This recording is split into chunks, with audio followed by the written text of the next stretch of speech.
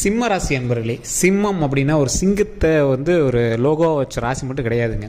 சிம்ம ராசி அப்படிங்கிறது ஒரு பிரபஞ்சத்தோட சக்தி அப்படின்னே சொல்லலாம்.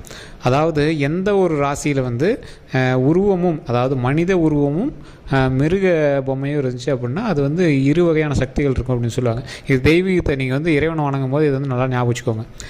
ஒரு அம்மன் சிலை இருக்குது அப்படின்னா அதில் பெண் உடலும் மிருகத்தினுடைய தலையும் இருந்தது அப்படின்னா அது மிகப்பெரிய சக்தி வாய்ந்த தெய்வம். ஸோ இது ஆணுக்காக இருந்தாலும் சரி, எதாக இருந்தாலும் சரி. ஒரு எக்ஸாம்பிளுக்கு வராகி அம்மன், பன்றியினுடைய முகம் இருக்கும், உடம்பு பெண் உருவத்தில் இருக்கும். வராக பெருமாள்லாம் இருக்குது.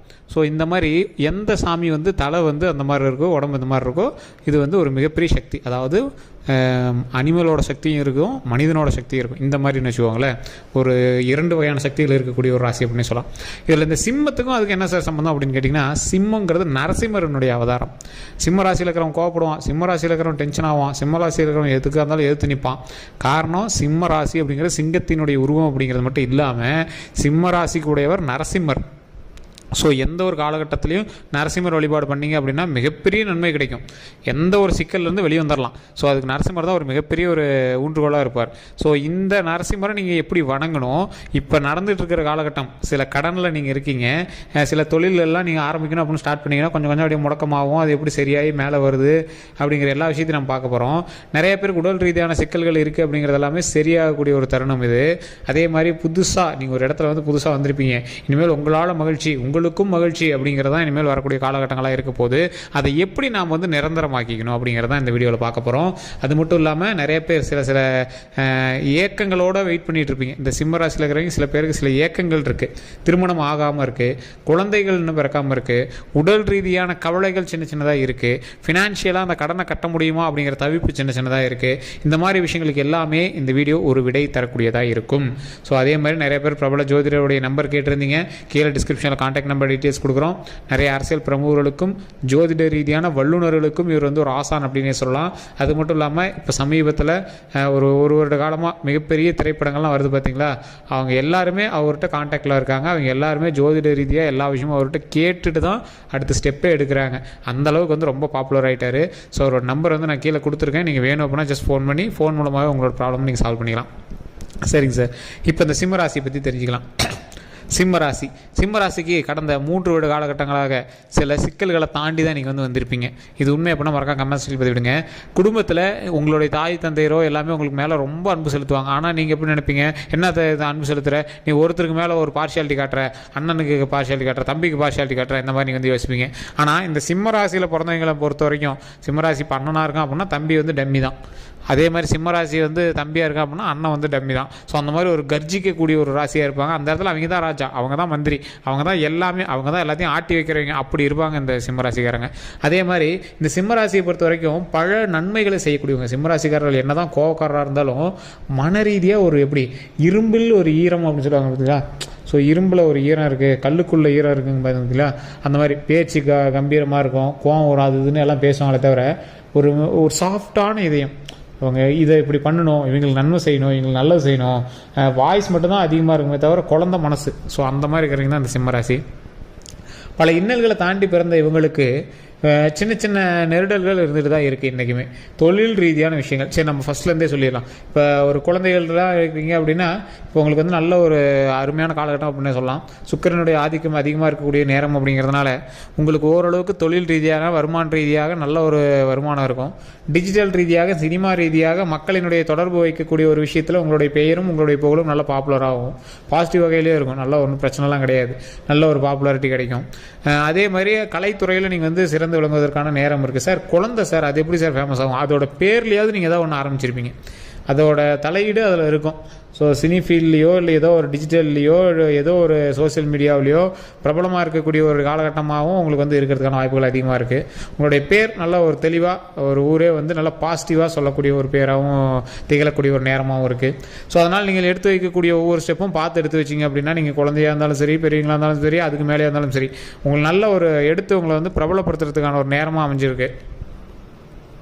ஸோ அதனால் இந்த வாய்ப்பு விடாமல் நீங்கள் அதுக்கான வேலைப்பாடுகள் தொடங்குங்க.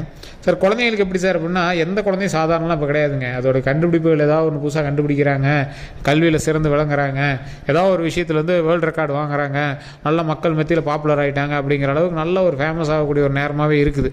அதனால் நீங்கள் வந்து பயப்படாமல் நீங்கள் வந்து அடுத்தடுத்த ஸ்டெப் வந்து எடுத்து வைக்கலாம். அதுக்கு முக்கியமான ஒன்று கடின உழைப்பு. உட்காந்த இடத்துல யாரும் மேலே இது பண்ண முடியாதுங்க. நீங்கள் ஏதாவது ஒரு செயல் செய்யணும், அதன் மூலமாக மக்கள் உங்களை திரும்பி பார்க்கணும். அப்படி தான் இருக்குங்க. அதே மாதிரி ஏதாவது ஒன்று செய்யணுங்கிறதுக்காக ஏதாவது சொதப்பி விட்றாதீங்க. நீங்கள் ஏதோ ஒரு வகையில் பாப்புலராட்டி ஆகுவீங்க. அது பாசிட்டிவ் வகையிலாக இருந்தால் நல்லது, கடவுள் புண்ணியத்தில். ஸோ அதனால் அதை கொஞ்சம் பாசிட்டிவாக கொண்டு வரதுக்கான வழியை மட்டும் பாருங்கள். அதே மாதிரி அதீத முதலீடுகள் போட்டு சில தொழில்கள்லாம் உங்கள் பேரில் தொடங்கப்படும். அது எல்லாமே ஓரளவுக்கு பரவாயில்லையாக தான் இருக்கும். கஷ்டங்கள் எதுவும் கிடையாது. நிறைய வருமானம் வரக்கூடியதுக்கான நேரம் இது. ஸோ இன்னும் ஒரு 9.25 வருஷத்துக்கு நல்ல ஒரு பாசிட்டிவ் வைப் இருக்கும்.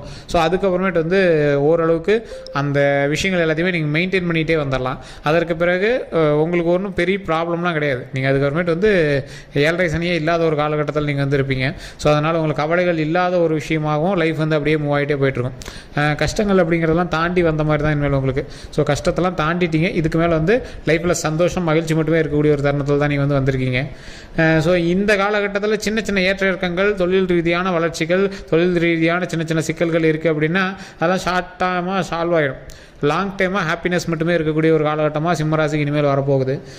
தொழில் ரீதியை நினச்சி கவலைப்பட்டு இருந்தீங்க, இன்னும் கொஞ்சம் நாளைக்கு நீங்கள் வந்து தொழில் ரீதியை பற்றி கவலைப்பட தேவையில்லை. ஸோ நல்ல வருமானத்தை ஈட்டி அதை எடுத்து சேவிங்ஸில் போட்டு லைஃப்பை செட்டில் பண்ணிக்கிட்டு அதுக்கப்புறமேட்டு மற்ற வேலையை பார்க்கலாம். ஸோ அதே மாதிரி ரொம்ப ஆடம்பரமான செலவுகள் எதுவும் பண்ணாமல் வரக்கூடிய வருமானத்தை எடுத்து ஏதாவது ஒரு பாசிட்டிவ் வகையில் சேவிங்ஸ் பண்ணுறதுக்கான வழியை பாருங்கள். ஏன்னா உங்களோட ராசியை பொறுத்த வரைக்கும் நீங்கள் வந்து சின்ன சின்ன சிக்கனங்கள் இருப்பீங்க. இருந்தாலும் உங்களுடைய பெயர் சொல்லி ஆடம்பரமான சில விஷயங்களும் நடத்திட்டு இருப்பாங்க. ஸோ அதெல்லாம் நீங்கள் வந்து கண்டுக்காமல் நீங்கள் வந்து பொழப்ப பார்க்க ஆரம்பிச்சிக்கணும். ஸோ அதே மாதிரி முக்கியமான ஒரு விஷயம் என்ன அப்படின்னு பார்த்தீங்கன்னா, தொழில் ரீதியான விஷயங்களாக இருந்தாலும் சரி, இல்லை ஏதோ ஒரு கட்ட பஞ்சாயத்து பெரிய ஆளுங்கிட்ட மோதுறீங்க அப்படின்னா கொஞ்சம் பார்த்து பக்குவமாக பண்ணுறது ரொம்பவே நல்லது. வாய் பேச்சில் கொஞ்சம் கரெக்டாக இருந்துக்கிறது ரொம்பவே நல்லது. யாருக்கும் தேவையில்லாமல் வாக்கு கொடுக்கறத கொஞ்சம் தவிர்த்துக்கணும். அதே மாதிரி உடல் ரீதியான விஷயங்கள்லாம் ரொம்ப ரொம்ப கவனம் தேவை. உடல் ரீதியான விஷயங்கள் தான் மெயினாக நீங்கள் வந்து பார்த்துக்கணும். உடலில் சின்னதாக ஒரு விஷயம் தெரிஞ்சிச்சு அப்படின்னாலும் அது வந்து உடனே டாக்டர்கிட்ட காட்டுங்க. அதில் வந்து என்ன ஒரு பாதிப்பாக இருந்தாலும் அப்போவே சரி பண்ணுங்கள். வேறு எந்த ஒரு ப்ராப்ளம் கிடையாது. இப்போ உங்களுக்கு நல்லா பார்க்கணும் அப்படின்னா தூக்கமின்மை, சின்ன சின்ன தூக்கமின்மைனாலும் நீங்கள் வந்து கொஞ்சம் டென்ஷன் ஆகக்கூடிய காலகட்டம். அதனால் அந்த தூக்கத்தெல்லாம் கொஞ்சம் சரி பண்ணி உடம்பை நீட்டாக வச்சுக்கோங்க. கல்யாணம் ஆகாமல் இருக்கிறவங்களுக்கு திருமணத்துக்கான வாய்ப்புகள் கொஞ்சம் அதிகமாகவே இருக்குது.